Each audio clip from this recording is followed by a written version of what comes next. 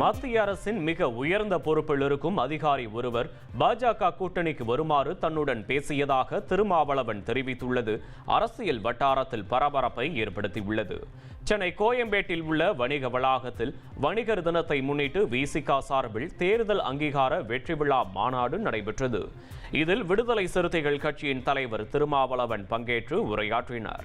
அப்போது பேசிய அவர், மத்திய அரசின் மிக உயர்ந்த பொறுப்பில் இருக்கும் அதிகாரி ஒருவர் பாஜகவுடன் கூட்டணிக்கு வருமாறு தன்னை அழைத்தார் என்றும் அதற்கு தான் கையெடுத்து கும்பிட்டு திருப்பி அனுப்பிவிட்டேன் எனவும் கூறினார்.